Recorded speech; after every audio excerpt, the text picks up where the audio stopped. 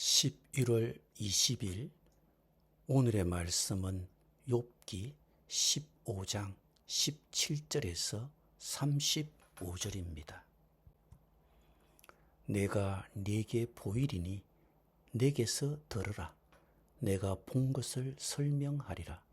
이는 곧 지혜로운 자들이 전하여 준 것이니 그들의 조상에게서 숨기지 아니하였느니라.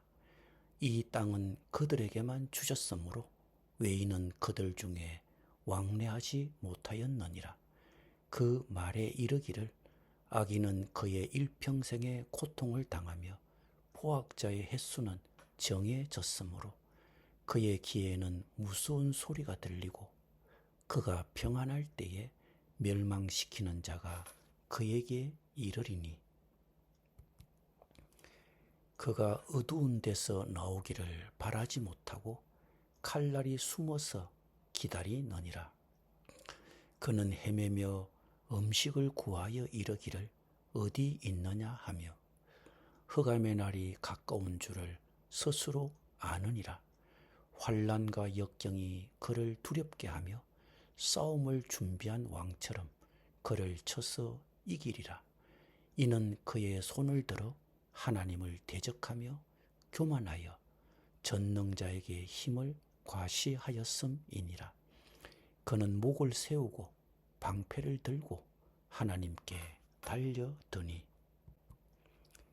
그의 얼굴에는 살이 찌고 허리에는 기름이 엉기었고 그는 황폐한 성읍, 사람이 살지 아니하는 집, 돌무더기가 될 곳에 거주하였음이니라.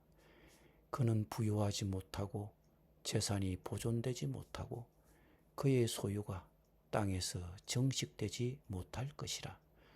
어두운 곳을 떠나지 못하리니 불꽃이 그의 가지를 말릴 것이라.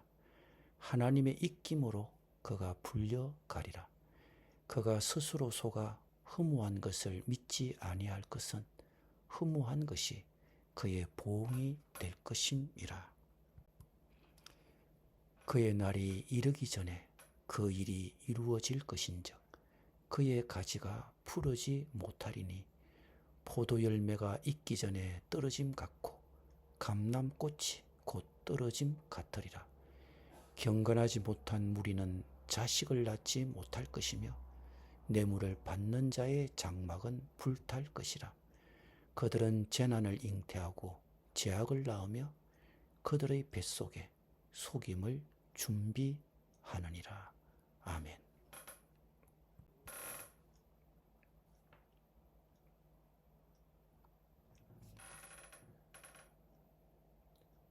욥의 주장에 문제점을 지적한 엘리바스는 뒤이어 일명 악인이 겪는 여러 불행을 생생하게 묘사하고 있습니다. 엘리바스는 이런 일반적인 악인의 운명을 욥과 연결시키려고 하는 것 같습니다. 엘리바스는 먼저 보통 악인에게 임하는 불행들을 언급합니다. 내가 네게 보이리니 내게서 들으라. 내가 본 것을 설명하리라. 이는 곧 지혜로운 자들이 전하여 준 것이니 그들의 조상에게서 숨기지 아니하였느니라. 엘리바스가 언급하는 악인에게 임하는 불행은 전통에 기초한 것입니다. 엘리바스가 본 것이고 아주 오래전부터 익숙히 알고 있는 내용들입니다. 엘리바스는 이어 악인이 겪는 두려움과 운명을 묘사합니다. 악인의 초상화입니다. 보통 악인에게 닥치는 두려움과 환난과 역경이 무엇입니까? 그들의 삶은 비참하고 끔찍합니다. 그의 귀에는 무서운 소리가 들립니다. 욥 역시 확실히 무서운 소식을 들었습니다. 그의 만사가 평안하게 아주 잘 풀리는 것처럼 보일 때 갑자기 두려워하는 그것이 그에게 임했습니다. 환난과 역경으로 가득합니다. 환난과 역경이 그를 두렵게 하며 싸움을 준비한 왕처럼 그를 쳐서 이길 것입니다. 엘리바스의 이런 설명은 악인을 따라다니며 괴롭히는 주관적인 두려움과 공포를 보여주는 섬뜩한 그림입니다. 악인이 느끼는 주관적인 공포를 보여준 엘리바스는 악인을 기다리는 객관적인 운명을 보여줍니다. 악인은 주관적인 공포만 느낄 뿐만 아니라 그들을 기다리는 객관적인 파멸의 운명이 있습니다. 악인이 고난당하는 까닭은 그들이 오만하게 하나님께 싸움을 걸기 때문입니다. 이는 그의 손을 들어 하나님을 대적하며 교만하여 전능자에게 힘을 과시하였음이니 그는 목을 세우고 방패를 들고 하나님께 달려들기 때문이라고 합니다. 엘리바스가 이 말에서 암시하는 것은 욥이 하나님과 변론하겠다고 고집하면서 오만하게 하나님께 싸움을 걸고 있다는 것입니다. 더 나아가 번영을 누릴 때, 즉 그의 얼굴에는 살이 찌고 허리에는 기름이 엉기었을 때 그렇다는 것입니다. 엘리바스는 욥이 자신을 반성하도록 노골적인 표현을 하는 듯 합니다. 엘리바스는 더 이상 에둘러 표현하지 않습니다. 더 지체 말고 자신의 말을 듣고 회개하라는 의도가 담겨 있습니다. 엘리바스는 악인의 운명을 언급하면서 악인이 아무리 부자라도 욥처럼 그의 부는 더 이상 지속되지 못할 것이며 욥처럼 악인도 자신의 악 때문에 파산할 것이라고 지금의 자신을 돌아보라고 욥에게 경고합니다. 그는 황폐한 성읍, 사람이 살지 아니하는 집, 돌무더기가 될 곳에 거주하였음이니라. 그는 부유하지 못하고 재산이 보존되지 못하고 그의 소유가 땅에서 정식되지 못할 것이라. 엘리바스는 악인이 스스로 속아 허무한 것을 의지하였으니 허무한 것이 그의 보응이 될 것이라고 재차 경고합니다. 아마도 엘리바스는 욥이 하나님 아닌 허영이나 우상을 의지하였으니 지금 자네가 여러 달을 허탈 속에 보내는 것은 당연한 귀결이라고 말하는 듯 합니다. 이 악인들은 자식을 낳지 못할 것이며 그의 장막은 하나님의 심판의 불에 불탈 것이라고 엘리바스는 말합니다. 이것이 재난을 잉태하고 재앙을 낳는 악인들의 운명입니다. 이처럼 엘리바스가 말하고자 하는 핵심은 먼저 재난을 뿌리지 않고는 그 누구도 재난을 거두지 않는다는 것입니다. 욥 자네가 재난을 거두고 있다면 자네가 무엇을 뿌렸다는 틀림없는 증거가 아니고 무엇이겠는가 하고 엘리바스는 욥에게 악인의 운명에 대한 무서운 그림을 보여주고 있는 것입니다.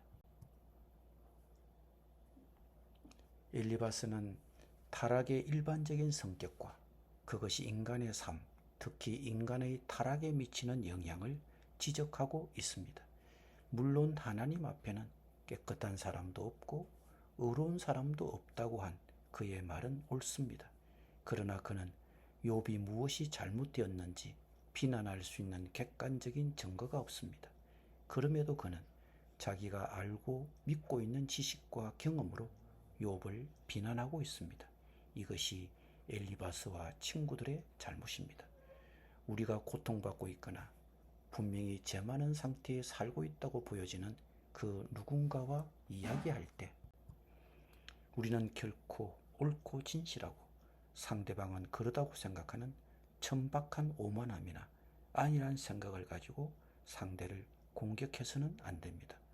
물론 엘리바스의 이런 시도는 욥을 해결시키려고 하는 좋은 의도가 있었을 것입니다. 그럼에도 우리는 고통받고 있는 이웃을 대할 때 말을 조심해야 합니다. 우리의 알량한 신앙 지식으로 그들을 비난하고 상처를 주는 것은 아닌지, 아니면 그리스도의 사랑과 동정심을 갖고 그들을 대하고 있는지 우리 스스로를 점검해 보아야 합니다. 신약적 관점에서 욥을 비난하는 엘리바스를 우리에게 적용해 봅시다. 욥처럼 우리도 끊임없이 비난을 받습니다. 그것이 친구이든 우리 자신의 생각이든 사탄의 비난하는 말이든 우리 모두는 죄가 있고 충분하지 않다고 말하는 목소리를 갖고 살아갑니다. 그러나 그 음성은 하나님의 음성은 아닙니다. 우리를 참소하는 것은 사탄입니다. 하나님은 세상을 정죄하거나 비난하기 위해 예수님을 보내신 것이 아니라 세상을 구원하기 위해 예수님을 보내셨습니다. 예수님은 십자가에서 모든 법적 고발과 모든 정죄를 무효로 만드셨습니다. 예수님은 참소자의 세력을 무력화시키고 십자가에서 그의 거짓 심판을 이기셨습니다. 하나님께서 모든 참소로부터 우리를 변호하십니다. 예수님은 우리 원수 사탄의 참소와 비난을 침묵시키시고 우리를 어렵다고 선언하셨습니다. 우리도 이 사실을 믿음으로 고백하고 주님이 주신 의를 누리시기를 바랍니다. 기도드립니다. 주님, 우리는 모든 사람을 비난하거나 정죄할 수 있는 자리에 있지 않습니다. 그럼에도 우리는 천박하게 다른 사람을 쉽게 정죄하는 오만한 잘못을 범합니다. 우리의 얕은 신앙 지식으로 그들을 비난하고 상처를 주지 말고 그리스도의 사랑과 동정심으로 그들을 대할 수 있게 하여 주옵소서. 주님, 우리 역시 욥처럼 우리 자신을 비난하고 참소하는 사탄의 목소리를 들을 때가 있습니다. 십자가에서 우리의 모든 죄를 사하시고 우리를 어렵다고 선언하신 사실을 믿음으로 고백하고 우리 자신을 비난하고 참소하는 사탄으로부터 승리를 선언하게 하여 주옵소서. 예수님의 이름으로 기도드립니다.